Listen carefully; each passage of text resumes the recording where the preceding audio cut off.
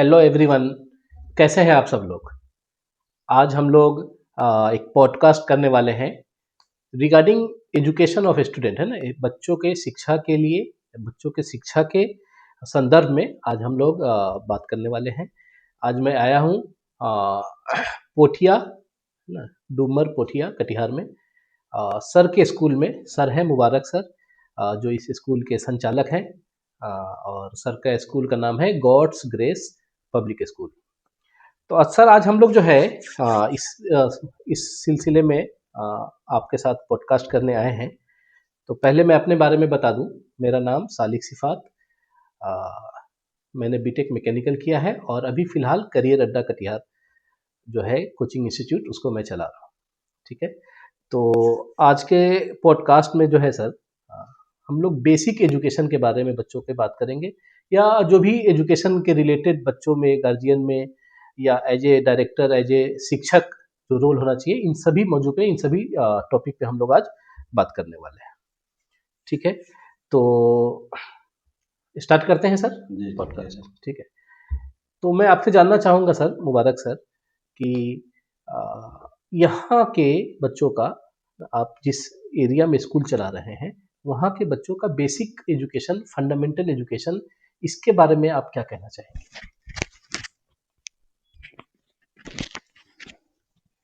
जी, बहुत बहुत शुक्रिया सालिक साहब। इस पॉडकास्ट के सभी दर्शकों को मेरा नमस्कार, आदाब, प्रणाम और आप सभी को नव वर्ष 2026 की हार्दिक शुभकामनाएं और बधाई। और इस पॉडकास्ट में शामिल होने के लिए हमारे बड़े भाई सालिक सिफात साहब का हम इस्तकबाल करते हैं, स्वागत करते हैं, वेलकम करते हैं। मैं मुबारक अली, निदेशक, संचालक भी आप कह सकते हैं, God's grace public school Pothia Bazar, जो प्रखंड फलका, जिला कटिहार में अवस्थित है। और जैसा कि आप सभी जान रहे हैं, आज के पॉडकास्ट में जो चर्चा का विषय है वह है बच्चों की शिक्षा पर आधारित हम लोग आज बात करेंगे। तो सर का पहला क्वेश्चन है कि जो प्राइमरी एजुकेशन है उसका क्या हाल है बच्चे का। तो हम सर इस पर चूँकि थोड़ा सा और हम इसमें ऐड करना चाहते हैं, सर का परिचय दिलाते हैं। सर हमारे सालिक सिफात साहब हैं। इनका घर सीतामढ़ी ज़िला है और यह बीटेक मैकेनिकल इंजीनियरिंग किए हुए हैं अलीगढ़ मुस्लिम यूनिवर्सिटी अलीगढ़ से। और लगभग 10 वर्षों का इनका टीचिंग एक्सपीरियंस है। ये पहले मुंबई के पेस कोचिंग सेंटर में एज ए टीचर पढ़ाते थे, जहाँ पर नीट और जेई की तैयारी होती थी। 2019 में ये कटिहार आए और इन्होंने अपना खुद का कोचिंग सेंटर खोला जिसका नाम है कैरियर अड्डा। पहले तो ये 11th-12th के बच्चों को कोचिंग दिया करते थे। उनके बाद इनको लगा कहीं ना कहीं बच्चे जो हमारे पास आ रहे हैं कुछ बेसिक या फंडामेंटल उसमें कमी है, तो ये फिर 9th-10th भी शुरू किए। वहाँ भी कुछ ना कुछ कमी लगा हमारे बड़े भाई को, तो ये 8 से अभी क्लास चला रहे हैं, कोचिंग भी दे रहे हैं और हॉस्टल की भी फैसिलिटी रखे हुए हैं। कैरियर अड्डा जो कटिहार में, कौन सा हॉस्पिटल है सर बगल में? City hospital. सिटी हॉस्पिटल के बगल में सर का कोचिंग है। कोचिंग का नाम है कैरियर अड्डा। चलिए, पर हम लोग अपने पॉइंट पर आते हैं, प्राइमरी एजुकेशन का क्या हाल है। अब देखिए है क्या कि सर हम 2011 में जब स्कूल खोले गांव में, तो पोठिया पंचायत स्तरीय गांव है। दो दो पंचायत नज़दीक में है, अगल बगल में तो हालांकि और बहुत सारे पंचायत है, पोठिया और सबदा। तो पोठिया में 2011 में जब हम स्कूल खोले, तो वहाँ से ले अभी साल हमारा 15 वर्ष पूरा होने वाला है। 31 मार्च को 15 वर्ष पूरा हो जाएगा। अब प्राइमरी एजुकेशन की बात करते हैं। हालांकि जिस समय स्कूल चला रहे थे उसी समय से यहाँ का ही अनुभव बताते हैं। यहाँ के हमारा जो स्कूल है एकदम गांव में अवस्थित है, और भारत जो है वो गाँवों का शहर है, गाँवों का देश है, गाँवों का देश है। और भारत की आत्मा जो है वो गाँवों में बसती है ना। ऐसा हम लोग जानते हैं, समझते भी हैं। तो जो बच्चे हमारे यहाँ पढ़ने आते हैं, पहले कुछ सरकार का जो नियम था उतना प्रभावी नहीं था। जब आरटी एक्ट लागू हो 2009 में आरटी एक्ट बना, तो उसमें 6 to 14 years free and compulsory education का बात कहा गया। ऐसे बच्चे जिसका उम्र 6 साल हो गया, कक्षा 1 में नामांकन का, उसमें चर्चा किया गया। प्राइमरी एजुकेशन, अब यहाँ देखिए दो बात है, एक तो प्राइमरी, इसी से रिलेटेड एक और वर्ड है सेकेंडरी, है ना। प्राथमिक मतलब क्या, अव्वल। और प्राथमिक एजुकेशन जिसका अच्छा हो गया उसको जिंदगी में शिक्षा के क्षेत्र में चाहे वो मार्क्स लाना हो या सफलता पाने के लिए उसको कोई रोक नहीं सकता है। प्राइमरी एजुकेशन अगर अच्छा है तो गांव में दिक्कत क्या है, सरकार की एक योजना चल रहा है अभी, आंगनबाड़ी केंद्र, वहाँ पर प्री प्राइमरी के बच्चों को पढ़ाया जाता है और खान पान का व्यवस्था है, क्योंकि बच्चा कुपोषित ना रहे, गरीब के बच्चे भी पढ़ने जाते हैं वहाँ पर।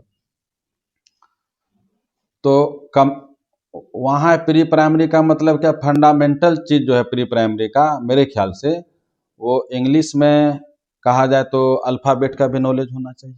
बिल्कुल कुछ नहीं, जीरो पर आउट है।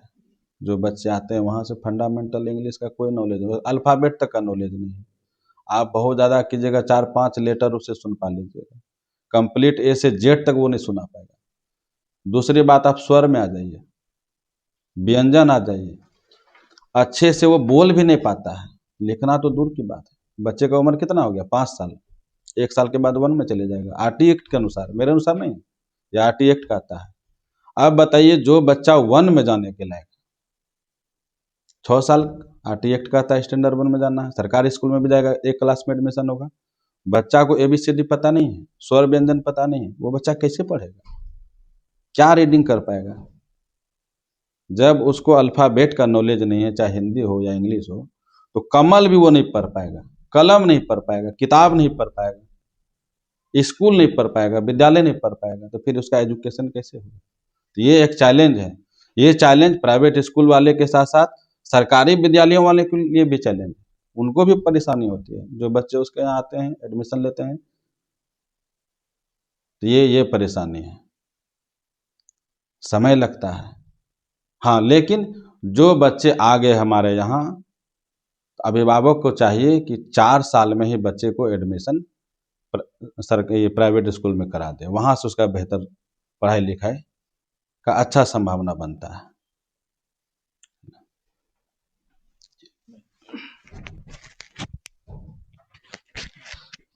दोस्तों, तो आज बहुत इम्पोर्टेंट बात पता चली, जो मैं पिछले 7 साल से यहाँ पे पढ़ा रहा हूँ, और एक्चुअल में ये बात मुझे आज तक नहीं पता चली जो आज सर ने बताया। तो इतने अंदर, इतने ग्राउंड पे आने का मतलब हम सब सीखना चाह रहे हैं, है ना। और मैं तो परेशान हूँ इस चीज़ को जानने के लिए कि क्या वजह है कि कटिहार के बच्चे सीनियर क्लासेस में, हायर क्लासेस में अच्छा नहीं कर पा रहे। आज मुझे काफ़ी हद तक ये बात पता चला सर, कि आप बता रहे हैं कि जो बच्चा 6 साल का हो गया, 7 साल का हो गया है ना, स्वर व्यंजन उसको नहीं पता है, एबीसीडी नहीं पता है, या 8-8 9 9 साल के बच्चे हो गए हैं, एबीसीडी नहीं पता है, तो कैसे उसको एजुकेट किया जाए। तो कहीं ना कहीं इसकी ज़रूरत है कि उसको बिल्कुल जैसा सर ने बताया कि 4 साल से ही बच्चों को जो है उसकी पढ़ाई शुरू कर दी जाए। ठीक है, चलिए सर अब आगे बढ़ते हैं। और इन सब ये सब समस्या में, ये सब समस्या होने की वजह से, या क्या क्या समस्या है, ऐसी समस्या है, और तो आप इसमें पेरेंट्स के रोल को, या पेरेंट्स के माइंडसेट को कैसे देखते हैं, कि अभिभावक का क्या रोल होना चाहिए, या अभिभावक की क्या मानसिकता है, इस चीज को आप कैसे देखते हैं। सबसे पहले तो हम अभिभावक के रोल के बारे में अगर कहा जाए, तो हम अभिभावक, तमाम अभिभावक से ये अपील करना चाहते हैं कि जिनको देरी हो गई, अब समय तो चूंकि रिवर्स में आ नहीं सकता है, तो जो अभिभावक इस बात को सुन रहे हैं, इस पॉडकास्ट को सुन रहे हैं, हम उसे अपील करना चाहेंगे, अनुरोध भी करना चाहेंगे कि अगर आपके बच्चे का उम्र 4 साल हो गया, तो अप्रैल में सत्र शुरू हो जाता है हमारे बिहार में, चाहे सरकारी स्कूल हो या प्राइवेट स्कूल हो। आप आंख मूंद करके बच्चे को आप नामांकन प्राइवेट स्कूल में करा दीजिए, ज़्यादा बेहतर रहेगा। हम ये नहीं कहेंगे कि आप आंगनबाड़ी सेविका, आंगनबाड़ी केंद्र नहीं भेजिए, चूँकि सरकार का योजना है, हम उसका खिलाफ नहीं जा सकते हैं, उसके खिलाफ हम नहीं बोल सकते हैं। यानी आप जो कैपेबल हैं, लेकिन संविधान हम लोग को राइट्स दिया हुआ है, स्वतंत्रता का अधिकार। हम स्वतंत्र हैं, हम अपने बच्चे के प्रति स्वतंत्र हैं। हमारा मन होगा हम निजी विद्यालय में क्यों नहीं पढ़ा सकते हैं। तो आप जगिए और 4 साल में अपने बच्चे को निजी विद्यालय में भेजना शुरू कर दीजिए, अगर आप सक्षम हैं तो, अगर आप सक्षम हैं तो, है ना। एक तो पहली बात तो ये हो गया। दूसरी बात ये हो गया कि दो तरह के बच्चे हो गए। एक तो वैसे बच्चे अभी आ रहे हैं हमारे यहाँ पढ़ने के लिए, इसका 4 साल में एडमिशन हो गया, वो जो 4 साल में आते हैं जल्दी वो अल्फ़ाबेट का नॉलेज हो जाता है, चाहे वो हिंदी का हो या इंग्लिश का हो। जो बच्चे किसी स्कूल में नहीं पढ़े, ना वो आंगनबाड़ी में पढ़े, न सरकारी स्कूल में पढ़े, न कहीं और पढ़े, वो ऐसे घूम रहा है। ऐसे भी बहुत सारे बच्चे पढ़ने आते हैं और उसका उम्र सुन के आश्चर्य होगा। इस साल हमारे यहाँ ऐसे बच्चे कुछ आए 12 साल, 13 साल, 10 साल, 11 साल के बच्चे, जिसका उम्र हो गया 6 क्लास का, 7 क्लास का, 8 क्लास का।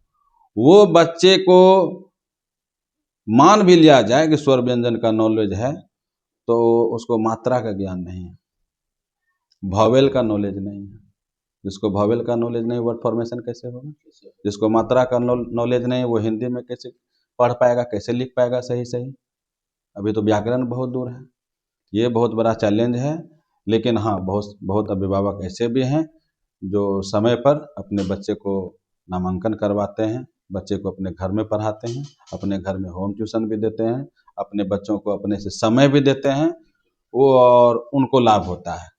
वैसे अभिभावक एक देखिए हमारे यहाँ अभिभावक है, उनकी 3 बच्ची अभी नवोदय में है। सिर्फ स्कूल का या टीचर का रोल नहीं है, उसके पेरेंट्स का रोल है। 3 बच्ची आज उसकी नवोदय में है, तो क्या सिर्फ शिक्षकों का देन नहीं, उसके पेरेंट्स का भी रोल है। एग्जैक्टली, ये बहुत इंपॉर्टेंट पॉइंट बता रहे हैं सर, है ना, कि उसके पेरेंट्स का भी बहुत रोल है। लेकिन उसको देख करके बहुत सारे पेरेंट्स देखते हैं कि भाई उनका 3 बच्चा नवोदय में है, हमारा बच्चा कैसे जाएगा, घूस दिया होगा। ऐसा कोई बात नहीं, घूस वाली बात नहीं, घूस से बच्चा नहीं जाता है, मेरिट से बच्चा जाता है। कम्पिटिटिव एग्जाम में घूस नहीं लगता है। हाँ, आप बच्चे को शुरू से मेहनत कीजिए। आप सिर्फ मान के चलिए कि किसी स्कूल में भेज दिए, वहाँ तो पढ़ाई होती है, चाहे किसी स्कूल में भेजिएगा वहाँ तो पढ़ाई होगी, लेकिन आपको घर पर मेहनत करना होगा, अपने बच्चे को समय देना होगा, अपने बच्चे के साथ समय व्यतीत करना होगा। वो पढ़ रहा है या नहीं पढ़ रहा है, उस पर केयर करना होगा। ये जरूरी है, तब आप उससे आशा कर सकते हैं कि अच्छा रिजल्ट इसका होगा। आप समय ही नहीं दीजिएगा, आप सोचिएगा हम स्कूल में नाम लिखा लिए बस हो गया, ऐसे नहीं होगा। आपको समय बच्चे को देना पड़ेगा।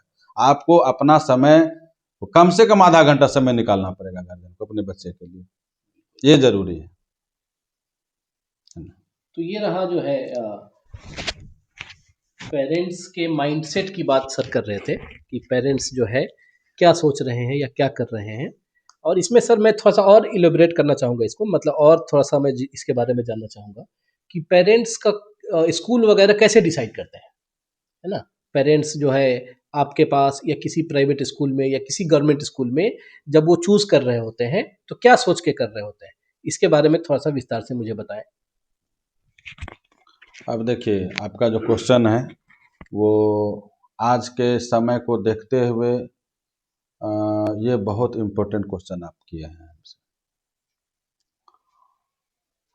एक तरफ सरकार जो है, अभी आप देख रहे हैं TRE 1, TRE 2, TRE 3, TRE 4 की वैकेंसी आने वाली है। सरकार के तरफ से सरकारी विद्यालयों में शिक्षकों की भर्ती में कहीं कोई कमी नहीं है अपने स्तर से। और मेरे ख्याल से नीतीश कुमार जब से मुख्यमंत्री बने हैं, अपने शासनकाल में शिक्षकों की बहुत भर्ती की है। और शिक्षा में व्यापक सुधार के लिए जितने शिक्षक विद्यालय में होने चाहिए, लगभग मेरे ख्याल से शिक्षक की संख्या उतनी हो गई। लेकिन सवाल उठता है, जो ओरिजिनल सवाल है उस मुद्दे पर आते हैं। एक भी शिक्षक का, अभी देखिए टाइमिंग हो गया है उनका, वो क्या कहते हैं, फोटो मंगवाते हैं, फेस रीडिंग लगने वाला है, शिक्षक का पहुंचने का जो टाइमिंग है मोबाइल से, एग्जिट होने का टाइम जो है मोबाइल से। और एक भी सरकारी विद्यालय के शिक्षक या शिक्षिकाओं के बच्चे उनके विद्यालय में यानी सरकारी विद्यालय में नहीं पढ़ते हैं, एक भी। ये मेरा आत्मविश्वास है। हाँ, 1-2 हो सकता है, कोई बड़ी बात नहीं है, लेकिन अमूमन जितने भी शिक्षक हैं शिक्षिकाएं हैं, सभी के बच्चे प्राइवेट स्कूल में टोटल। आप कहे कि अभिभावक स्कूल को कैसे चुनते हैं अपने बच्चे के लिए, तो चुनने की जो प्रथम प्रक्रिया है उससे हम आपको अवगत कराए हैं कि सरकारी स्कूल के जो शिक्षक हैं, शिक्षित कौन है, जो शिक्षक हैं उसी को पहले शिक्षित माना जाए। वो अपने बच्चे को पढ़ाने के लिए किस तरह का स्कूल चुनते हैं, निजी विद्यालय को चुनते हैं, सरकारी स्कूल को नहीं चुनते हैं। कम से कम 8 तक तो नहीं चुनते हैं भाई, ये तो एकदम। अब देखिए यहाँ पर अगर कोई शिक्षक सुन रहे हैं तो इसको बुरा नहीं मानिएगा। ये आउट ऑफ हो जाता है थोड़ा सा कि भाई निजी विद्यालय चलाते हैं, इस तरह से मुखर होकर बोलते हैं, लेकिन सच्चाई यही है। ये हम नहीं बोलते हैं, पूरी समाज देखता है, सब समाज जानता है। चाहे वो बाहर से शिक्षक आकर के किसी विद्यालय में पदस्थापित हुआ हो या लोकल पदस्थापन हुआ हो, अपने बच्चे को तो सरकारी स्कूल में नहीं पढ़ाते, है ना।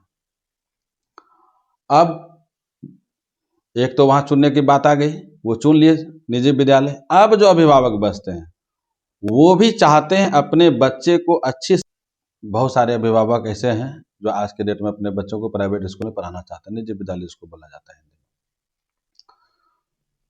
तो दो तरह के पेरेंट्स हैं, एक तो जो अमीर कहा जा सकता है, पैसे वाला कहा जा सकता है, वो तो फैसिलिटीज स्कूल देखते हैं, बिल्डिंग्स को देखते हैं, फैसिलिटीज को देखते हैं। पहली प्राथमिकता वो भवन को ही देखते हैं, जहां तक हम समझ पा रहे हैं। और अधिकांश अभिभावकों का तो यही है विद्यालय चुनने का। मगर जो अच्छी शिक्षा अपने बच्चे को देना चाहते हैं वो विद्यालय के भवन को बाद में देखते हैं, विद्यालय में किस तरह के शिक्षक हैं इसकी जानकारी पहले लेते हैं, और विद्यालय का कैसा इतिहास रहा है पास्ट में, कुछ बच्चे वहाँ से किस किस फील्ड में गए हैं, जैसे किस किस कम्पिटिटिव स्कूल एग्जामिनेशन को क्वालिफाई करके गए हैं। तो गांव में अधिकतर नवोदय, सैनिक, सिमुलतला, बहुत सारे ऐसे कम्पिटिटिव एग्जाम हैं, BHU हो गया, AMU हो गया, जामिया मिलिया हो गया, जहाँ पर एंट्रेंस करके बच्चे जाते हैं। तो इसको भी अभिभावक ध्यान में रखते हैं। और जो गरीब रहते हैं वो तो सिर्फ उनको रहता है कि भाई हमारे बच्चे को अच्छी शिक्षा मिल जाए, हम प्राइवेट स्कूल में बच्चे को एडमिशन करा रहे हैं। वो बहुत ज़्यादा सोचते समझते नहीं हैं। उनको सिर्फ एक ही आशा रहता है कि हमारे बच्चे को प्रॉपर एजुकेशन मिल जाए, हम इसीलिए बच्चे को जो है निजी विद्यालय में दाखिला करवाते हैं वो लोग, है ना। चलिए, तो जैसा कि सर ने बताया कि कोई भी पेरेंट्स स्कूल को कैसे चूज करते हैं, तो यहाँ पे एक तो सर ने एक थंब रूल दे दिया, बहुत इंपॉर्टेंट पॉइंट बता दिया कि जो शिक्षित लोग हैं वो अपने बच्चों को कहाँ डाल रहे हैं, है ना। यानी शिक्षक से ही स्टार्ट किए कि जो गवर्नमेंट स्कूल में टीचर है या जो भी पढ़े लिखे लोग हैं, शिक्षक है, वो अपने बच्चे को कहाँ डाल रहे हैं, इससे आपको अंदाजा लगाया जा सकता है जो शिक्षित लोग हैं अपने बच्चे को कहाँ डाल रहे हैं। ठीक है। और आती है बात आपकी, सपोज प्राइवेट स्कूल चूज करने की बात आती है, तो सर का जैसा कहना है कि वो स्कूल के एजुकेशन को देखे, ना कि स्कूल के बिल्डिंग को देखे।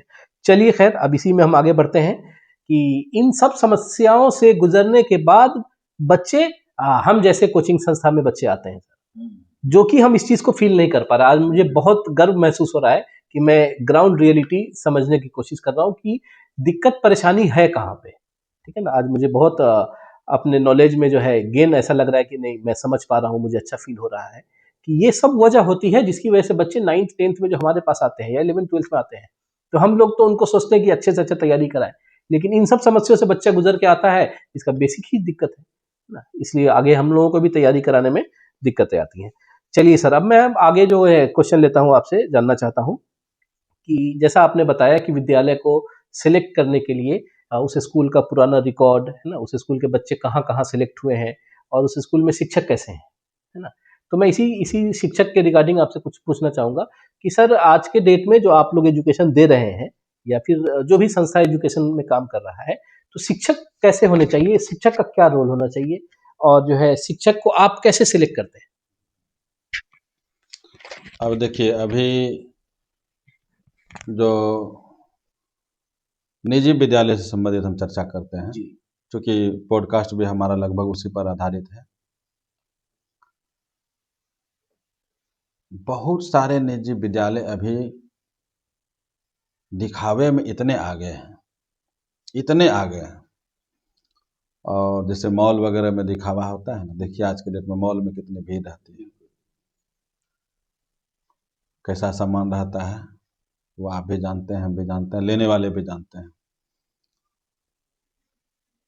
तो अभी का जो माहौल है निजी विद्यालय का, वो दिखावे का जो प्रचलन, जो फैशन एक तरह से बढ़ते जा रहा है, ये तो सबसे, हम भी एक निजी विद्यालय चला रहे हैं, यह कहीं से भी उचित हमको नहीं लग रहा है शिक्षक छात्रों के हित के लिए।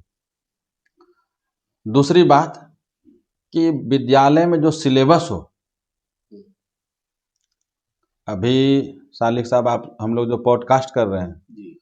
ये एक तरह से निजी विद्यालय का खुलासा भी हो रहा है और उसका खिलाफ भी, हम भी एक निजी विद्यालय चला रहे हैं, बिल्कुल, जो लेकिन बात हम सही किसी है के वो बात खिलाफ सही नहीं है। जा रहे हैं, लेकिन वर्तमान में जो है, जो चल रहा है, और हम भी एक मध्यम परिवार से बिलोंग करते हैं, हम दर्द को समझते हैं, अभिभावक के दर्द को समझते हैं।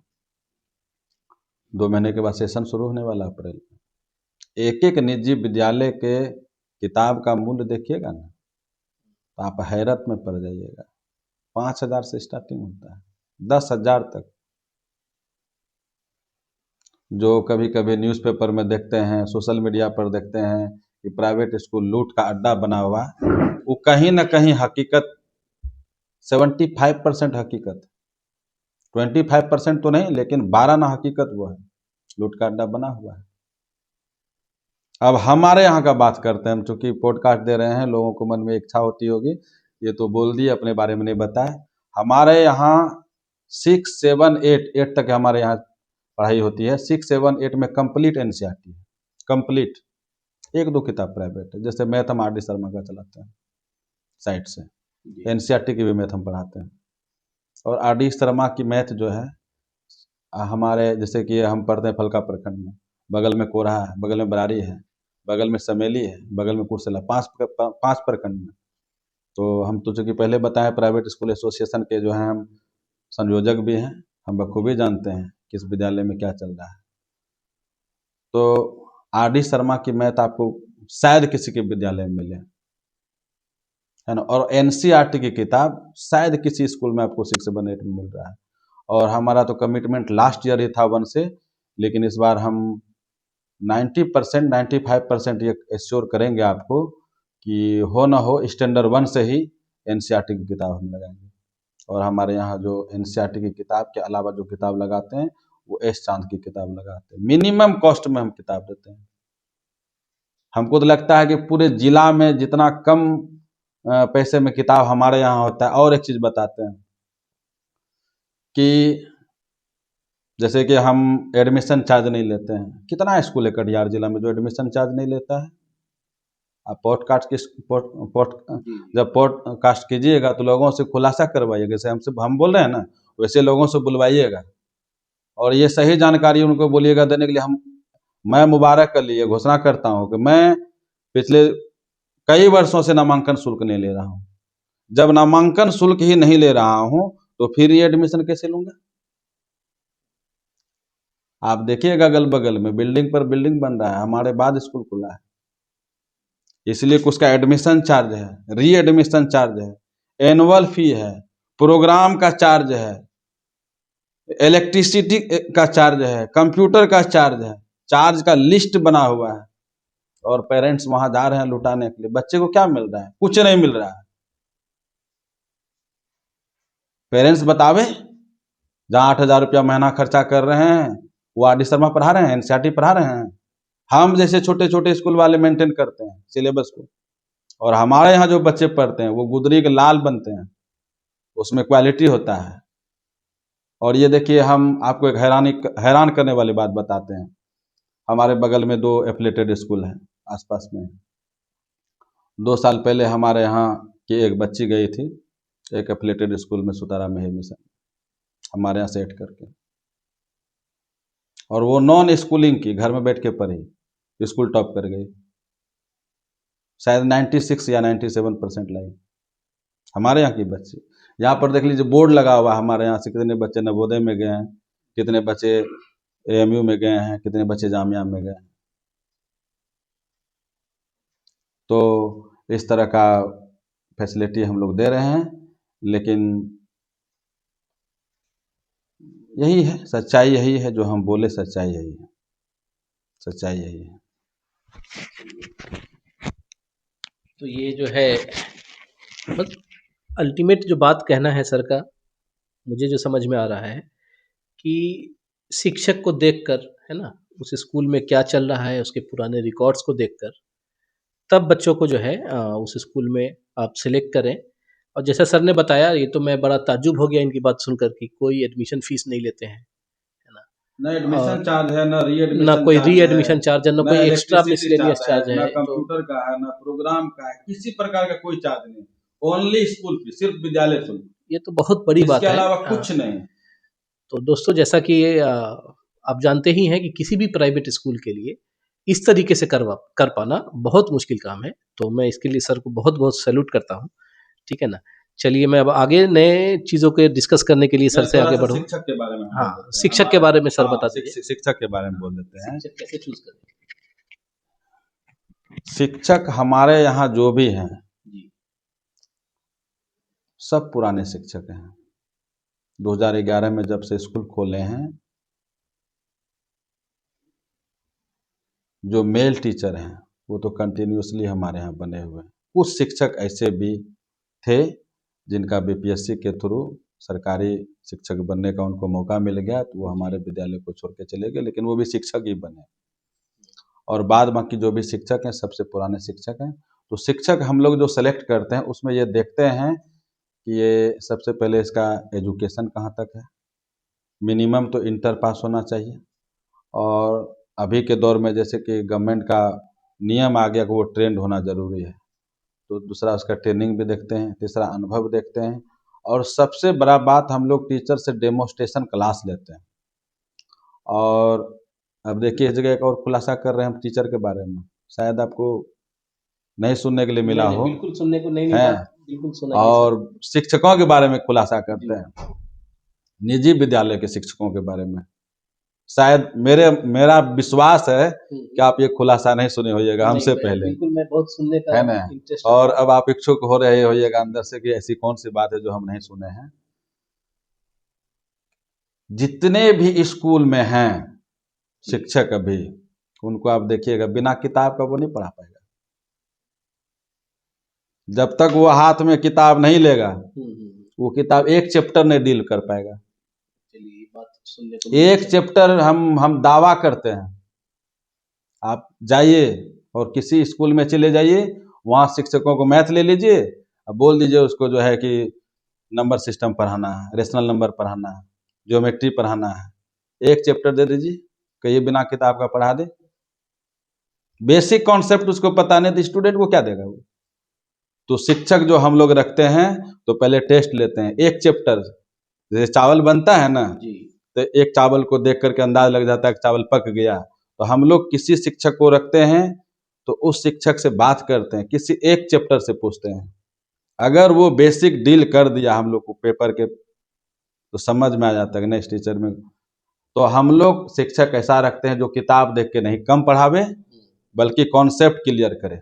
कॉन्सेप्ट क्लियर करते वक्त उसको किताब देखने का नौबत नहीं आए।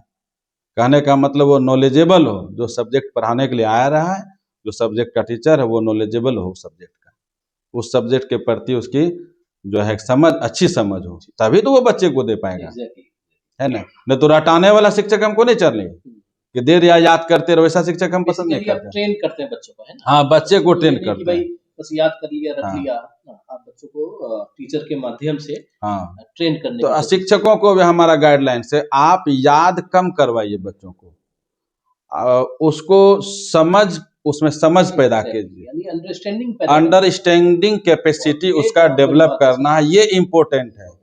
अगर कोई टीचर छात्रों के अंडरस्टैंडिंग को डेवलप करने में कामयाब हो गया तो उसको हम अच्छा शिक्षक मानते हैं। ये बहुत बड़ी बात है। और जो ऐसा करने में सफल हो गया वो खुद सफल हो गया शिक्षक बनने में, और छात्र भी उसका सफल हो जाएगा। सफलता का मूल मंत्र यही है।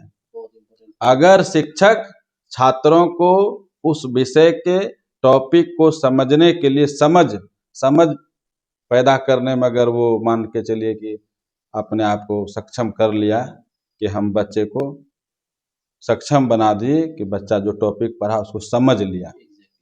क्या कहता है, प्रश्न को समझ लेना ही आधा उत्तर है। तो ये क्या है, समझ का नतीजा है। अगर बच्चा समझेगा नहीं तो बच्चा कुछ नहीं कर पाएगा।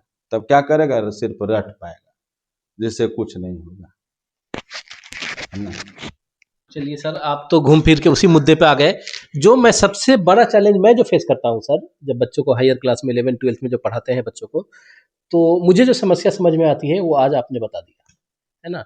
बच्चे के अंदर अंडरस्टैंडिंग ही नहीं है कि किसी बात को व किसी लिखी हुई चीज़ को, 4 लाइन को पढ़ लिखी हुई चीज़ को पढ़ के वो समझ ले। तो सर ने जैसा बताया कि वो अंडरस्टैंडिंग को डेवलप करना चाहते हैं। अगर मेरे बस में हो एजुकेशन पे कंट्रोल करना, या मुझे ऐसी इतनी ताकत मिल जाए सर कि एजुकेशन को मैं डील करूँ बच्चों के साथ, तो मैं बच्चों के अंदर सिर्फ यही डेवलप करने की कोशिश करूँगा, अंडरस्टैंडिंग। कि भाई आप जो है एबल टू अंडरस्टैंड हो जाए, किसी चीज़ को पढ़ के समझने वाले हो जाए। इसके लिए आपका रीडिंग स्किल बहुत अच्छा होना चाहिए, राइटिंग स्किल बहुत अच्छा होना चाहिए। रीडिंग स्किल, राइटिंग स्किल जब अच्छा होगा आपका, तब आप चीज़ों को समझेंगे तो आपकी जाहिर सी बात है अंडरस्टैंडिंग बढ़ जाएगी, और फिर सेल्फ स्टडी में अपने आप मन लगने लग जाएगा। जो बच्चा किताब पढ़ के समझने लगता है, अंडरस्टैंड करने लगता है, उसको फिर अपने आप चीज़ें अच्छी लगने लगती है, उसका ध्यान पढ़ने पे आ जाता है। तो मेरा जो ऑब्जर्वेशन है सर, जो आपने बहुत सही बात बताया कि सेल्फ, जैसे आप देखते होंगे कुछ बच्चे अपने आप पढ़ते हैं, बोलना नहीं पड़ता है ना, कुछ बच्चों को बहुत ज़्यादा बोलना पड़ता है। तो उन बच्चों को बोलना पड़ता है जिसके अंदर अंडरस्टैंडिंग की कमी है सर, पढ़ने के लिए। उसके लिए एक टिप्स है हमारे पास। हाँ, जिसके अंदर अंडरस्टैंडिंग है डेवलप, उस बच्चे को मुझे नहीं लगता कि बोलना पड़ता पढ़ने के लिए, उसको सब बात समझ में आ रही होती है और वो किताब लेके कहीं पे भी कोने में बैठ के अपना पढ़ाई कर रहा होता है। तो ये बहुत बड़ा गैप मैं देख रहा हूँ कि अंडरस्टैंडिंग पे बात नहीं, कोई नहीं करता है। मैं बहुत लोगों से मिला सर, लेकिन आज आप हमको इस टॉपिक पे बात की, मुझे काफी अच्छा लगा सर। उसके लिए हम एक टिप्स भी दे सकते हैं, जी बताइए। शिक्षकों को भी और छात्रों के लिए भी। क्या टिप्स रहेगा सर वो अंडरस्टैंडिंग वो के लिए? वो टिप्स हम बताने जा रहे हैं बहुत इंपॉर्टेंट पॉइंट है कि बच्चों, इसको सुन लें। ये शिक्षकों के लिए भी है जी।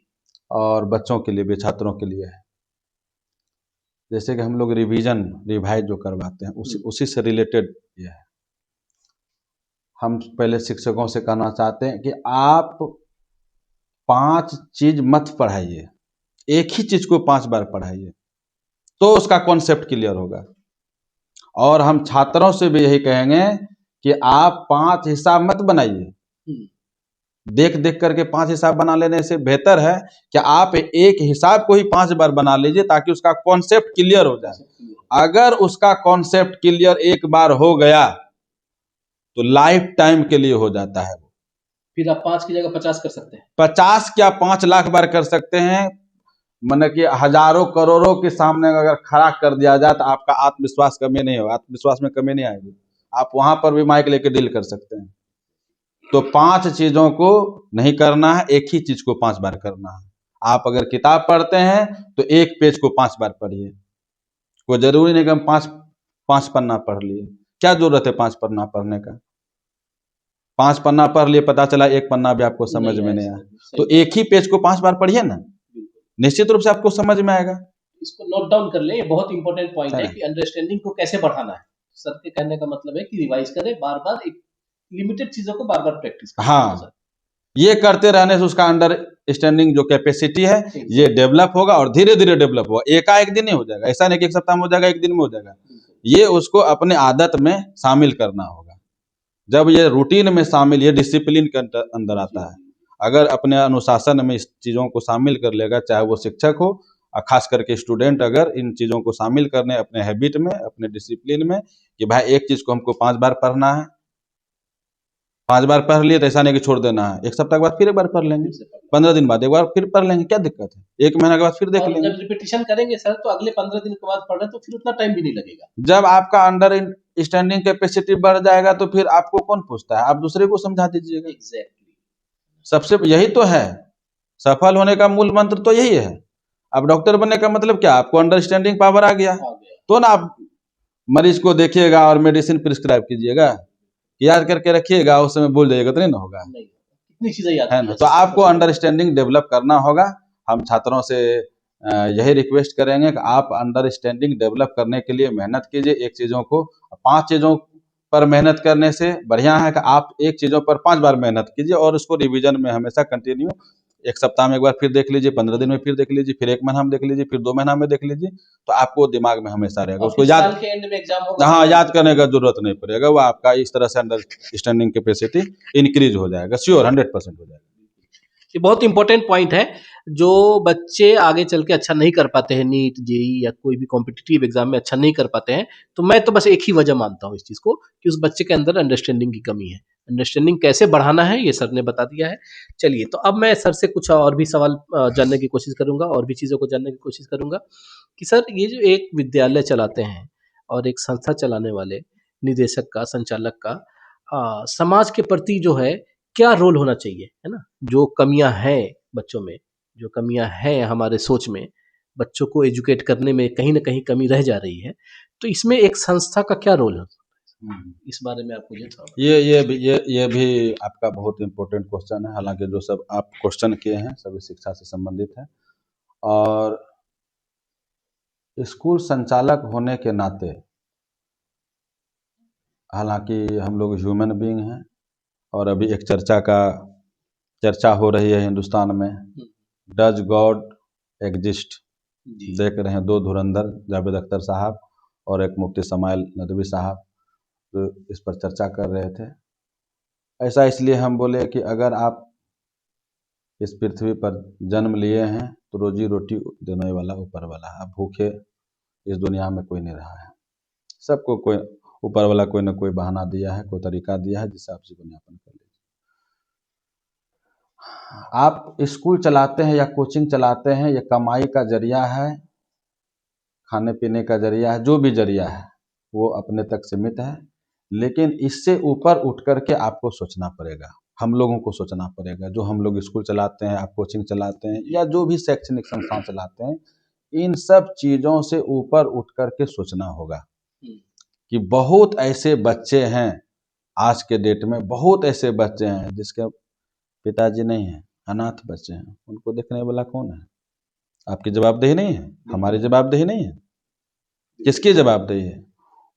वो अनाथ हो गया तो उस बच्चे का क्या कसूर है उसमें? हाँ, लेकिन अगर आप उसको एजुकेट नहीं कर पा रहे हैं, हम एजुकेट नहीं कर पा रहे हैं, तो उस बच्चे के लिए हम लोग कसूरवार हैं। वो अनाथ हो गया तो अनाथ होने में उस बच्चे का कोई अपना कसूर नहीं रहा। उस बच्चे को अगर हम लोग एजुकेट नहीं कर पा रहे हैं तो हमारा कसूर है, ये हमारी सबसे बड़ी रिस्पॉन्सिबिलिटी है। दूसरा, आपको और हमको लूट खसोट बंद करना होगा। अगर आप बच्चे को चाहते हैं, समाज को चाहते हैं कि हम समाज को प्राउड फील कराएं, हम अपने जिला को प्राउड फील कराएं, हम अपने स्टेट को प्राउड फील कराएं, अपने आप में ईमानदारी लाना होगा, इन सब चीज़ों से बाहर निकलना होगा, तभी आप क्वालिटी एजुकेशन दे पाइएगा। नहीं तो फिर जैसे चल रहा है, जैसे लोग चला रहे हैं, बिल्डिंग पर बिल्डिंग बना रहे हैं। आज 15 साल में हमारा फुसका है स्कूल है, 15 साल में अगल बगल के लोग 4 मंजिला स्कूल बना लिए, हमारे बाद जो खोले वो मंजिला इमारत बना लिए। तो खैर वो अलग बात है, लेकिन हमारा विश्वास यही है, जो बच्चा हमारे यहाँ पढ़ने आते हैं उसको हम अच्छी शिक्षा दें और क्वालिटी एजुकेशन देने के लिए हम कमिटेड हैं। बिल्कुल सर। चलिए, बहुत अच्छी बात सर ने बताई कि एक संस्था का क्या रोल होना चाहिए, एक निदेशक का, एक संचालक का क्या रोल होना चाहिए। चलिए, अब मैं कुछ और बातें आगे बढ़ाने के लिए सर से जो है आगे बढ़ते हैं कि सर ये पूरे कटिहार जिला की बात करें अगर, तो आप तो चूंकि प्राइवेट स्कूल एसोसिएशन के कोऑर्डिनेटर भी हैं, तो आपके पास सभी रिकॉर्ड्स भी होंगे कि टोटल पूरे जिला में कितने स्कूल्स हैं, है ना, जो रजिस्टर्ड हैं कटिहार जिला स्कूल में। तो क्या ऐसा कोई स्कूल या फिर आपका क्या रोल है ना, या फिर कटिहार जिला को आगे बढ़ाने के लिए, है ना, सीमांचल को नाम करने के लिए, इस जिला को प्राउड बनाने के लिए क्या करना चाहिए या आप क्या कर रहे हैं सर? देखिए, हम जो आपका प्रश्न है वो सिर्फ एक आदमी से नहीं होगा, एक स्कूल संचालक से नहीं होगा। और अगर यह आपका अंतिम क्वेश्चन हो या जो भी हो, इसका हम जवाब देना चाहते हैं कि जब तक जितने भी शैक्षणिक संस्थान के संचालक हैं या उसके निदेशक हैं, जब तक वो अपने माइंड सेट नहीं करेंगे बच्चों को क्वालिटी एजुकेशन प्रोवाइड करवाना है। क्वालिटी एजुकेशन का मतलब अभी जो टफेस्ट एग्ज़ाम है इंडिया का, वो सबसे टफेस्ट एग्ज़ाम में से एक है आपका जेई एडवांस। जी। उसके बाद यूपीएससी है, नीट वगैरह बहुत सारा, लेकिन स्टूडेंट के लिए अभी नीट और जेई मायने रखता है। तो वहाँ तक बच्चे को पहुँचाने के लिए आपको primary education, upper primary education, secondary education, higher secondary education को बहुत मजबूती से उसको देना पड़ेगा। एकदम क्वालिटी एजुकेशन, क्वालिटी से कोई कंप्रोमाइज़ नहीं करना होगा आपको। और जब तक आप ऐसा नहीं कीजिएगा, जब सभी स्कूल संचालक ऐसा नहीं करेंगे, हम नहीं करेंगे, आप ऐसा नहीं करिएगा, तो फिर हमारा जो बच्चा है, हमारे समाज का बच्चा है, वो कभी आगे नहीं बढ़ पाएगा। जब आगे ही नहीं बढ़ेगा तो नाम कैसे रोशन होगा? उसके लिए आपको और हमको मेहनत करने की आवश्यकता है। स्टूडेंट तो क्या है, वो मिट्टी का टुकड़ा है, आप जैसे ढालिएगा वैसे ढलेगा। मेन मेहनत तो आपको करना है, हमको करना है। सही दिशा में तो उसको देना है। सही दिशा में देने का काम किसका है? आपका और हमारा है। सही दिशा में देने का काम शैक्षणिक संस्था करती है। शैक्षणिक संस्था का काम है बच्चे को, छात्रों को सही दिशा में ले जाना। तो ये बहुत बड़ी जवाबदेही है। और आपका जो प्रश्न है, ये हम आपके इस पॉडकास्ट के माध्यम से पूरे बिहार के जितने भी स्कूल संचालक हैं, कोचिंग संचालक हैं, जो भी शैक्षणिक संस्थान में से जुड़े हुए हैं, चाहे सरकारी स्कूल के शिक्षक हों या प्राइवेट स्कूल के शिक्षक हों, कॉलेज के शिक्षक हों, कोचिंग के संस्थान के शिक्षक हों, आप सभी से एक ही हम रिक्वेस्ट करेंगे कि बच्चों को क्वालिटी एजुकेशन देने में कोई कमी मत रखिए। आप स्कूल खोल लिए। और अब देखिए, एक पॉइंट और जोड़ते हैं, एक पॉइंट और जोड़ते हैं कि बहुत ऐसे स्कूल हैं उनके डायरेक्टर नॉन एकेडमिक हैं। नॉन एकेडमिक का मतलब क्या? एकेडमिक का नॉलेज ही नहीं उनको, एकेडमिक का कोई नॉलेज नहीं है, और उनका स्कूल एफिलेटेड स्कूल चला रहे हैं वो। और एकेडमिक का कोई नॉलेज नहीं, सिलेबस का कोई नॉलेज नहीं। वहाँ जो बच्चे पढ़ रहे हैं, और प्रिंसिपल भी एडहोक हैं, सप्ताह में एक दिन आते हैं, 5 दिन घर में रहते हैं, या आते भी हैं, वो क्या करते हैं नहीं करते हैं डायरेक्टर को क्या पता है? कुछ पता नहीं। तो ये कमी है, ये कमी है, इसको हम कमी मानते हैं। और वो क्या कहता है कि प्राचार्य जो वहाँ पर बैठे हुए हैं, हालांकि प्राचार्य पर स्कूल निर्भर करता है, प्राचार्य जिस दिशा में लेके जाएंगे शिक्षकों को, उस दिशा में जाएगा, और शिक्षक बच्चों को जिस दिशा में लेके जाएंगे, बच्चे उस दिशा में जाएंगे। बिल्कुल। तो बात ये रही कि दिशा तय करना एक शिक्षण संस्था की जिम्मेदारी है, रिस्पॉन्सिबिलिटी है ना? तो जो वो जैसा दिशा देते हैं बच्चे को, बच्चे मोम की तरह होते हैं। क्योंकि आप लोग तो सर जूनियर क्लास को पढ़ाते हैं, 1 से लेके 8 तक के बच्चों को, बिल्कुल जो प्री एजुकेशन है ना, फर्स्ट एजुकेशन से स्टार्ट करते हैं। तो जाहिर सी बात है बच्चे मोम की तरह होते हैं, उन बच्चों को कैसे ढालना, और 8वीं तक आते आते वो बच्चा ठोस हो जाता है। और मैं जो डील करता हूँ सर, वो बेसिकली 8वीं के बाद के बच्चों को डील करता हूँ। तो हमारे साथ ये समस्या है कि वो जैसा बन चुका है ना, वो जैसा बन चुका है फिर उसी को लेके कैरी करना पड़ता है, उसके बाद चेंजेस बहुत कम आता है। तो मैं डिफरेंट टाइप्स के सिचुएशन को फील कर पा रहा हूँ। सर जो है डिफरेंट सिचुएशंस को फील करते हैं, है ना? हमारे पास जो बच्चे आते हैं तो वो बने हुए आते हैं या बिगड़े हुए आते हैं, जो भी है उनका फ्यूचर, एक बार वो सेट हो चुके हैं ना, तो अब उनका माइंड सेट, उनकी अंडरस्टैंडिंग, ये सारी चीज़ें डेवलप हो चुकी होती हैं 15 साल 16 साल होते होते। ठीक है, तो इसको रीशेप करने की ज़रूरत है। एक as a director, as a निदेशक, सबकी जिम्मेदारी है हम सबकी कि बच्चों को शेप दें, है ना, उसके भविष्य को बनाने के लिए उसको जैसा आप ढालना चाहेंगे वैसा ढालेंगे। और ये रिस्पॉन्सिबिलिटी सिर्फ और सिर्फ शैक्षणिक संस्था की है कि किस वे में उसको ढालना है। चलिए सर, मैं अब आपसे जो है नेक्स्ट टॉपिक पे बात करना चाहूँगा कि सर आज की जनरेशन जो है ना, जो मोबाइल एडिक्टेड है या फिर जिसको जेनजी बोल रहे हैं हम लोग, है ना, new generation, YouTube, mobile, Snapchat, Instagram addicted है, या फिर एक एडिक्शन तो मैं ये भी देख रहा हूँ कि पढ़ाई का एडिक्टेड है, ऑनलाइन पढ़ाई कर रहा है बच्चा और एक्चुअल में उसका मुझे कोई रिजल्ट समझ में नहीं आता है। तो मैं इसके बारे में जानना चाहूँगा सर, अब फिर इसके ऊपर मैं भी कुछ बात करूँगा ना कि न्यू जनरेशन के ऊपर जो है एजुकेशन को कैसे इफेक्ट करता है। तो ये मोबाइल वोबाइल का क्या लफड़ा है सर, इसके बारे में थोड़ा बताइए। अभी देखिए कि मोबाइल तो हर घर हो गया है, हर दो दो घर तीन में तीन घर दो एक घर में दो तीन तीन क्या कहता है कि एंड्रॉयड मोबाइल हो गया है। और आप कितना ही पासवर्ड डाल के क्यों न रखिए। और अभी क्या है कि जो हाउस मदर है, हाउस मदर मतलब उसकी मदर जो है कि बच्चे के छात्रों की जो मदर जो है सर्विस वगैरह नहीं करती, घर में रहती है, कितनों लोग लगाए, बच्चा परेशान कर देता है, मजबूरी में उसको लॉक खोल करके देना होता है। तो बच्चे अभी के यूट्यूब वीडियोज, स्नैपचैट, पता नहीं और क्या क्या सब होता है वो देखते रहते हैं। एक तो ये हो गया। दूसरी बात, कुछ बच्चे ऐसे हैं जो ऑनलाइन क्लास लेकर के क्लास करते हैं, ये दो चीज़ हो गया। तो पेरेंट्स को लगता है कि हमारा बच्चा ऑनलाइन क्लास कर रहा है, और एक पेरेंट्स को लगता है कि हमारा बच्चा गेम खेल रहा है, यूट्यूब चला रहा है, वो उससे परेशान रहता है। लेकिन जो बच्चा ऑनलाइन क्लास कर रहा है उसके पेरेंट्स कम परेशान रहते हैं, बजाबता उसके लिए एक अलग मोबाइल खरीद करके दे देते हैं। हालांकि जो बच्चे यूट्यूब देख रहे हैं वो बहुत ज़्यादा, हम उसको नहीं समझ रहे हैं कि वो गलत रास्ते पर जा रहा है। जो बच्चे आज के डेट में ऑनलाइन क्लास कर रहे हैं,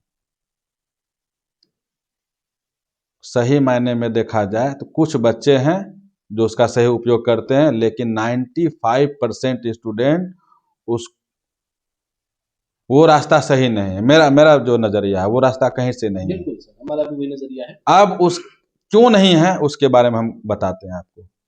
वो तो सिर्फ पढ़ाई क्या है, जैसे हम लोग पढ़ाते हैं ना तो बच्चे को सुन करके पढ़ना भी एक पढ़ने का तरीका है। जी।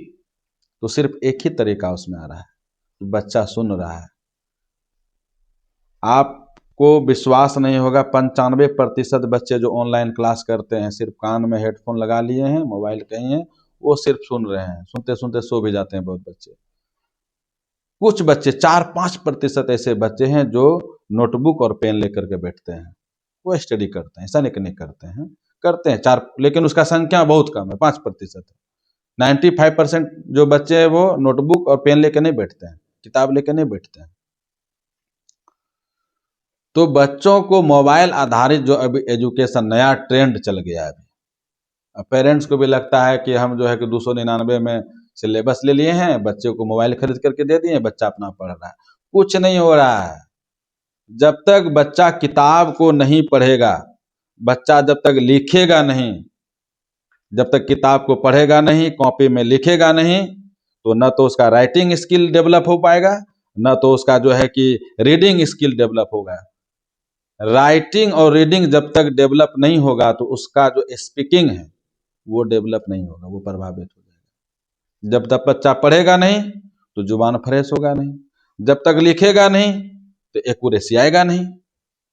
पढ़ेगा कुछ, सुनेगा कुछ, लिखेगा कुछ, और सुनने में ही हो और जाएगा, एग्जाम में ये सारा चीज रिफ्लेक्ट होता है। रिफ्लेक्ट होता है ना। किताब क्या, किताब एक सिलेबस है, वो आपको एकदम चैप्टर वाइज दिया हुआ है, वो संक्षेप में नहीं दिया हुआ। अब इसके पहले हम चर्चा किए ना, आप टीचर्स को दे दीजिए ना, बिना किताब को पढ़ा नहीं पाएगा, क्या उसको नॉलेज नहीं। किताब इसलिए दिया हुआ है, बच्चों को किताब क्यों दिया जाता है। एक तरफ तो बहुत ऐसे शिक्षक है, विद्वान शिक्षक है, उसको किताब की जरूरत नहीं है, लेकिन किताब फिर भी बच्चों को दिया जाता है। क्यों दिया जाता है? इसलिए कि बच्चे किताब को एक पेज से पढ़ना शुरू करें, उसको लिखना शुरू करे, उसको स्टडी करना शुरू करे, कहीं कहीं डिफिकल्ट वर्ड है उसको अंडरलाइन करे, उसको समझे, तब होगा। जो ऑनलाइन क्लास बच्चे कर रहे हैं मेरे ख्याल से बहुत ज़्यादा फ्रूटफुल नहीं है, और इसमें सभी बच्चे के लिए हम नहीं बोल रहे हैं, 4-5% जो बच्चे हैं जो नोटबुक लेकर के बैठते हैं, बाद में किताब का अध्ययन करते हैं। ऑनलाइन करने के बाद बहुत बच्चे ऐसे भी हैं जो ऑनलाइन क्लास पढ़े, वो नोटबुक लेकर के बैठे, जो पॉइंट आउट हुआ वो लिख लिए, बाद में किताब को उल्टा है उससे मिलाए देखा। वो ऐसा ही बच्चा करता है जिसका ऑलरेडी डेवलप अंडरस्टैंडिंग पावर अच्छा है, अंडरस्टैंडिंग उसका डेवलप हो चुका है, वो बच्चा अगर ऑनलाइन कर रहा है तो उसके लिए फ्रूटफुल है।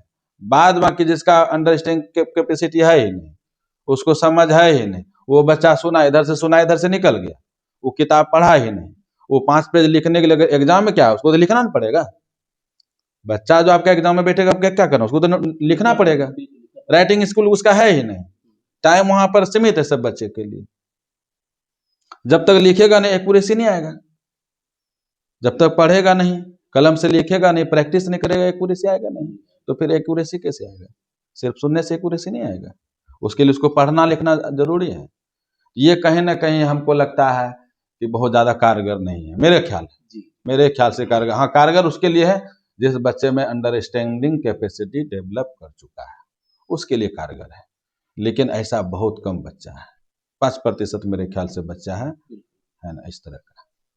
चलिए सर, तो सर ने काफ़ी इम्पोर्टेंट बात बताई ऑनलाइन एजुकेशन को लेकर, है ना। आज का जो न्यू जनरेशन है कैसे मोबाइल एडिक्टेड हो गए हैं। और एक्चुअल में मैं भी इस पे सेम बात यही बोलना चाहूँगा सर, कि ये एक पढ़ाई का वहम है, भ्रम है एक, है ना, कि हम पढ़ रहे हैं। एक्चुअल में एजुकेशन ये जो है हासिल करने की चीज़ है ना। इल्म जो है ना, नॉलेज जो है, ज्ञान जो है, ये हासिल करने की चीज़ है। इसको पैसे से या फिर पेमेंट करके या फिर किसी से किसी में ट्रांसफ़र हो जाए, ऐसा नहीं होता है। ये आपको छीनना पड़ेगा नेचर से, है ना। आपको खुद गेन करना पड़ेगा, इसके लिए आपको मेहनत करनी पड़ेगी। आपके अगर पिताजी डॉक्टर हैं तो आप डॉक्टर होंगे, ऐसा नहीं है। तो एजुकेशन हासिल करने के लिए, ज्ञान को पाने के लिए मेहनत करनी पड़ती है। सर ने बताया कि सिर्फ कान से सुन रहे हैं, है ना, इसके लिए आपको रीडिंग करना होगा, राइटिंग करना होगा। तो कुछ चीज़ें ऐसी है, पेरेंट्स को या गार्जियन को मैं बोलना चाहूँगा, बच्चों को बोलना चाहूँगा कि ये फंडामेंटल है। इंसान कितना भी डेवलप कर जाएगा, कुछ चीज़ें नहीं बदलने वाली। इंसान जो है चांद पे चला गया, चांद के अलावा मार्स और वेनस पे भी चला जाएगा सर, तो उसको वही रोटी और वही चावल खाना है, वही दाल खाना है।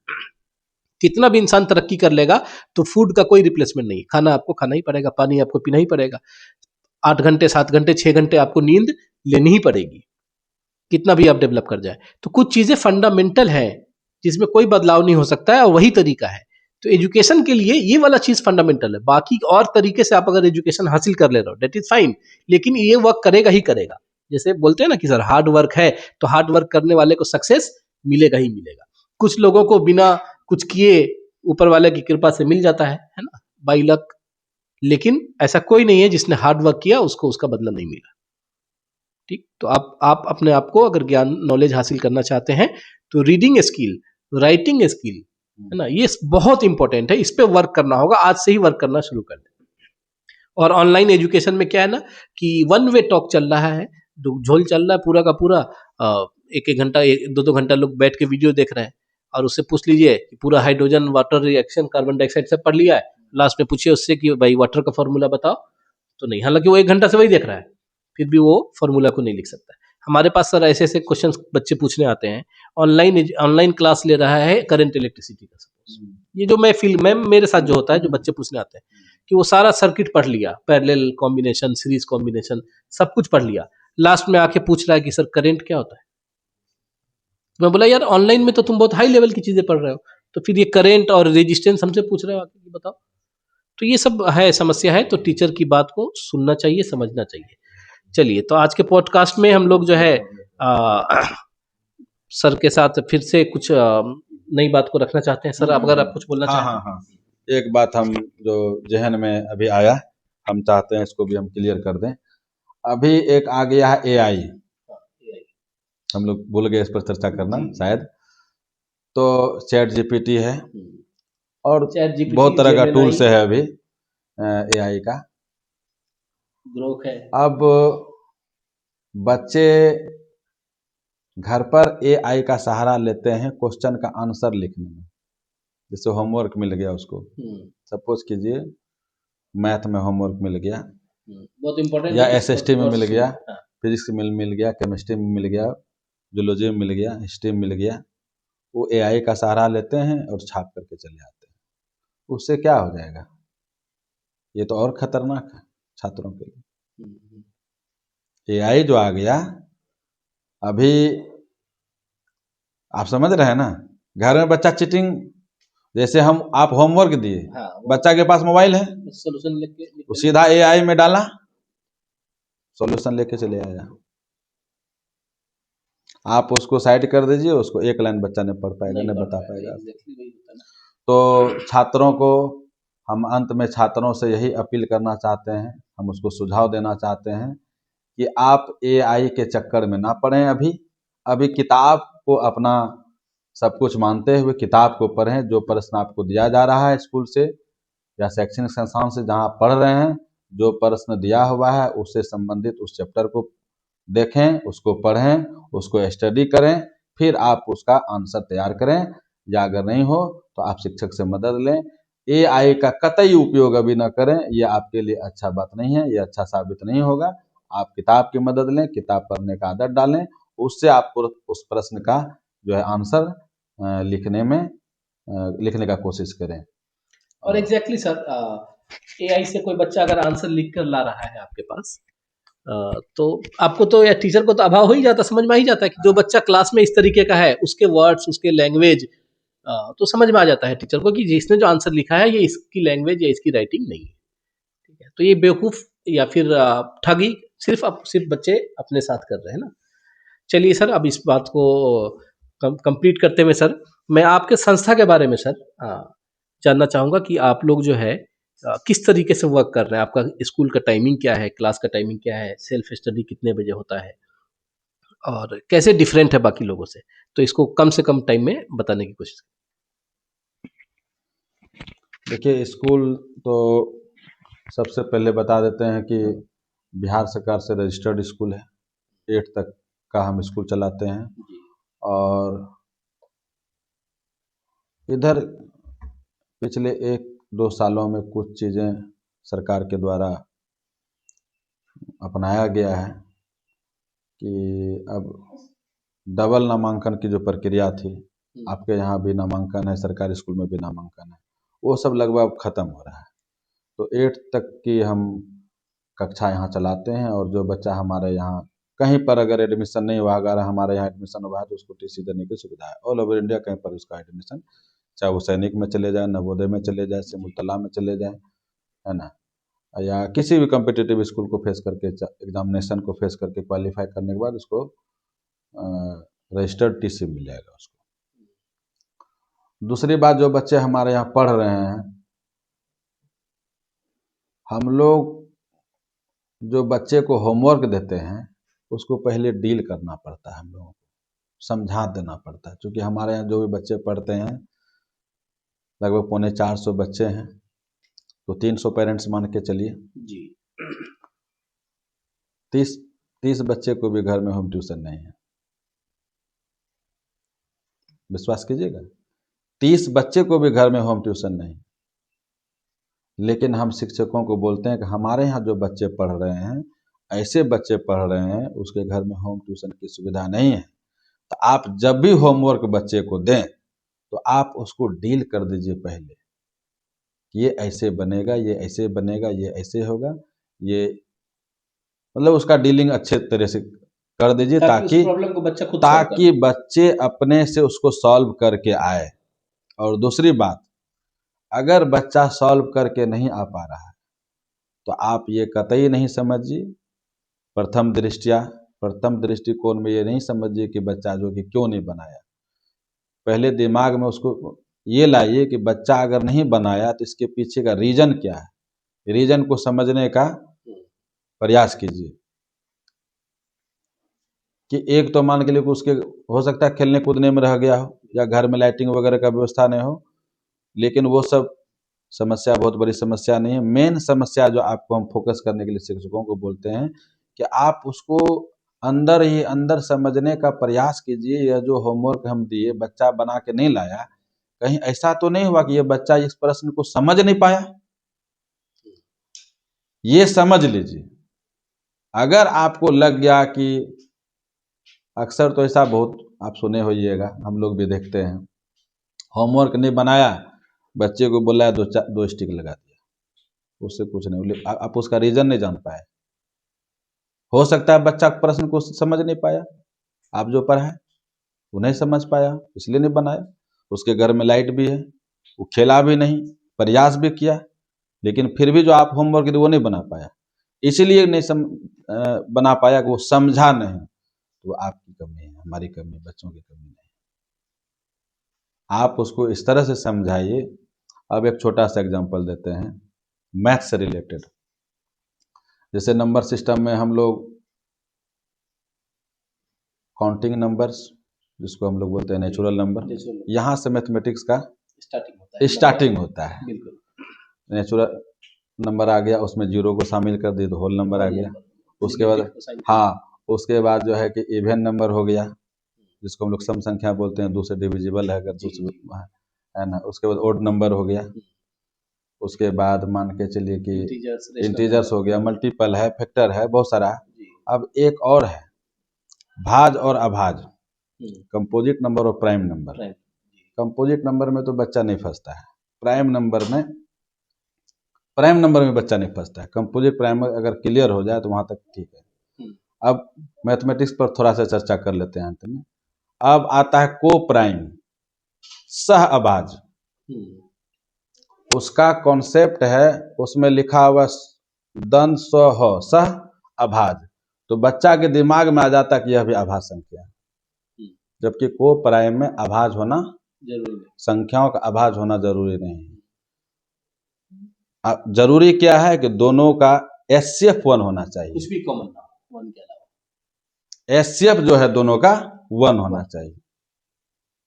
ये कॉन्सेप्ट है, ये एक बार बोलने से क्लियर नहीं होगा, नहीं होता, ये आपको साल भर रिपीट करना होगा। चलिए अब दूसरा उदाहरण इसी संबंधी देते हैं। एक आता है ट्विन प्राइम, जुड़वा अभाज जी। इसमें दोनों संख्या अभाज होता है जी। एक आता है प्राइम ट्रिपलेट, इसमें भी तीनों नंबर अभाज होता है, और सबका दोनों दो संख्याओं के बीच का जो अंतर होता है वो 2 होता है। तो 3 संख्या हम उदाहरण के तौर पर दे रहे हैं। सहअभाज में सहअभाज हो गया है, जिसमें दोनों संख्या में से कोई दोनों संख्या अगर अभाज नहीं हो तो भी चलेगा, अगर एक अभाज है एक अभाज नहीं है तो भी चलेगा। तो उसका आंसर यही है कि दोनों संख्याओं का एचसीएफ 1 होना चाहिए, ये नहीं कंपलसरी है, को प्राइम जिसको बोलते हैं। लेकिन ट्विन प्राइम में दोनों संख्या अभाज होना कंपलसरी है, और कंसेक्यूटिव होना चाहिए, लगातार होना चाहिए, और दोनों का डिफरेंस 2 होना चाहिए। और प्राइम 11 और 13, हाँ, प्राइम ट्रिपलेट 3 संख्या होना चाहिए, और तीनों अभाज संख्या होना चाहिए। और वही सेम जुड़वा अभाज वाला इसमें भी है, 2 संख्याओं के बीच का जो डिफरेंस है वो 2 होना चाहिए। तो एक छोटा सा उदाहरण देकर के आप लोग को समझाएं। ये कॉन्सेप्ट आपको आपके क्लास तक सीमित नहीं है, जब आप 12th कर जाइएगा। बहुत बच्चे कॉम्पिटिटिव एग्जामिनेशन का तैयारी करने जाते हैं, सीटेट का फॉर्म भरते हैं, बीपीएससी का फॉर्म भरते हैं, वहां भी आता है सह अभाज संख्या में टिक लगाएं। अच्छे को हम देखें फंसते हुए। और सर मैं भी मेरा तो कॉन्सेप्ट क्लियर करना जरूरी है। रेशनल नंबर इरेशनल नंबर बच्चे नहीं समझते। हाँ, रेशनल नंबर इरेशनल नंबर, कोई भी नंबर पी बाई क्यू के फॉर्म में ऐसे मतलब कोई भी होता है अपन में, तो बच्चे बोलते हैं इसको रेशनल नंबर है। अब देखिए रेशनल नंबर का आप चर्चा किए तो उसमें एक चर्चा हम और करते हैं कि रेशनल नंबर को नंबर लाइन पर जो कहता है डिनोट करने के लिए, है ना। किसी भी रेशनल नंबर को अगर नंबर लाइन पर डिनोट करने के लिए कहता है तो पहला शर्त क्या है, वो पी बाई क्यू के फॉर्म में रहता है, और प्रॉपर फ्रैक्शन होना चाहिए, मतलब न्यूमरेटर लेस देन डिनोमिनेटर। और उसका वैल्यू कितना होता है, हम ये प्रश्न करते हैं सभी छात्रों से, आप लोग बताइएगा, अगर वीडियो देखेगा तो कमेंट्स में डाल दीजिएगा कि प्रॉपर फ्रैक्शन का वैल्यू कितना होता है।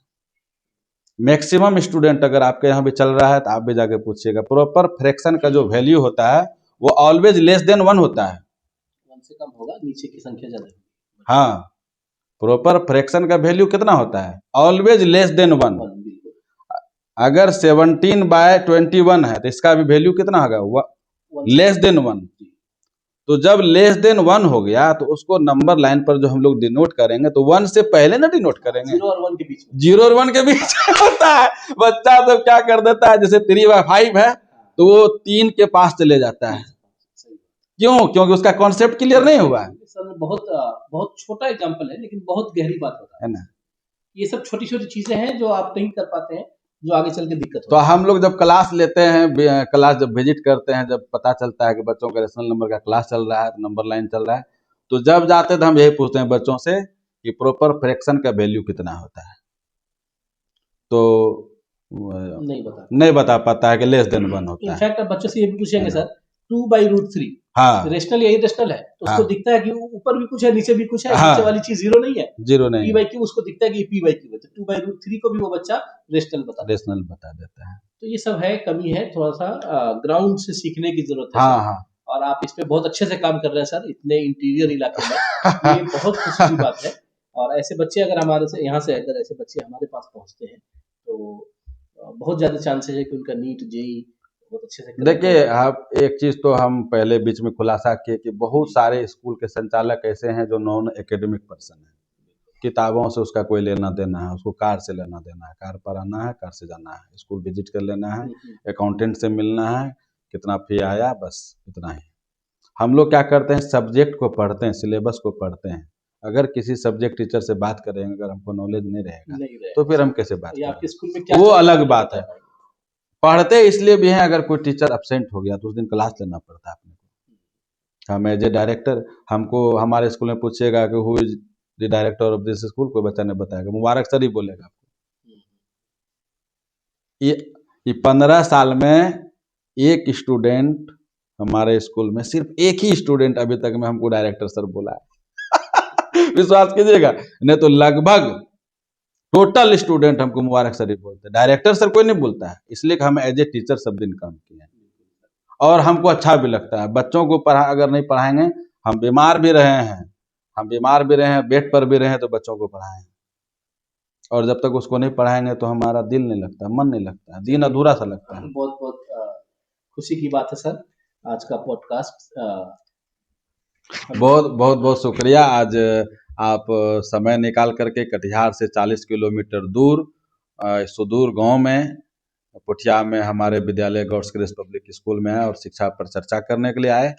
और इसके लिए हम आपको तहे दिल से शुक्रिया करते हैं, शुक्रिया अदा करते हैं कि आप अपना कीमती समय निकाल करके, आज संडे का दिन है, लोग घर में आराम करते हैं, बहुत सारा काम भी रहता है, लेकिन आप इतने बिजी शेड्यूल में भी समय निकाल करके इतने ठंड के समय में बाइक से आप मेरे विद्यालय तक आए और पॉडकास्ट किए। और हम आशा और उम्मीद करेंगे अगर कुछ कमी रह गई होगी तो कुछ बातें जो होता है कभी कभी लोगों को हर्ट हो जाता है, तो ऐसा हमारा इंटेंशन नहीं रहा है कि हम किसी को हर्ट पहुंचावें। जो भी बात हुआ है सिर्फ छात्रों के हित के लिए बात कही गई है। इसमें अगर किसी प्रकार की कोई कमी रह गई हो या अगर ऐसा कोई वर्ड हो जिससे आपको हर्ट हुआ हो तो उसके लिए हम आपको सॉरी भी कहते हैं और आप सभी से माफ़ी के तलबगार भी हैं। लेकिन छात्रों के हित में ही सिर्फ बात किए हैं हम लोग, सच्चाई यही है। बहुत बहुत शुक्रिया। बहुत बहुत शुक्रिया सर। और 40 किलोमीटर क्या सर, ये सब चीज़ सीखने के लिए अगर 100-200 किलोमीटर भी जाना पड़े ना तो हम लोग इसके लिए रेडी हैं, है ना। मुझे काफ़ी शौक है सर कि ग्राउंड रियलिटी, मैं पिछले 7 साल से यहाँ पढ़ा रहा हूँ और मुझे ये जानना है कि एक्चुअल में कमी कहाँ हो रही है कि बच्चे, यहाँ के बच्चे जो कोटा जा रहे हैं, पटना जा रहे हैं, वो भीड़ में गुम हो जा रहे हैं सर। ठीक है, तो इस रियलिटी को जानने के लिए आज मुझे बहुत कुछ नया सीखने को मिला और ये सिलसिला जारी रहेगा और भी स्कूल के डायरेक्टर से हमारा मिलना जुलना रहेगा और हम अपने एक्सपीरियंस को बढ़ाते रहेंगे और आप लोगों के साथ शेयर करते रहेंगे। Thank you. हाँ, थोड़ा सा और 1-2 लाइन बोल देते हैं कि बीच में जैसा सर हम बताए कि सालिक सर एक कोचिंग चला रहे हैं कटिहार में, सिटी हॉस्पिटल, सिटी हॉस्पिटल के बगल में कैरियर अड्डा नाम से, वहाँ एक का क्लास 8 से 12th तक के बच्चों के लिए कोचिंग फैसिलिटी है, जहाँ पर उसके क्लास की पढ़ाई के साथ साथ नीट और जेई की भी तैयारी कराई जाती है। और बहुत सारे जैसे कि BHU में एंट्रेंस होता है, AMU में होता है, उसके बाद जो है कि जामिया मिलिया में होता है, बहुत सारे कॉलेज में एंट्रेंस होता है उसके लिए अलग तैयारी होती है, और मेनली जो है वो नीट और जेई के लिए प्रिपरेशन होता है। छात्रों को रहने के लिए छात्रावास की सुविधा है, और आप सभी से हम अनुरोध करेंगे कि एक बार कटिहार रामपारा सिटी हॉस्पिटल के नज़दीक में कैरियर अड्डा जा कर के ज़रूर आप विजिट करें, अपने बच्चों को बेहतर शिक्षा देने के लिए आप एक बार विजिट करें, देखें कैसी पढ़ाई होती है, और इस पर जो है कि अपना मान के चलिए कि फैसला ले सकते हैं। आप घूमिए, एक बार आइए, हम सर के तरफ से आपको जो है कि अनुरोध करते हैं कि आप एक बार विजिट करने के लिए ज़रूर आइए। कैरियर अड्डा में आपका स्वागत है।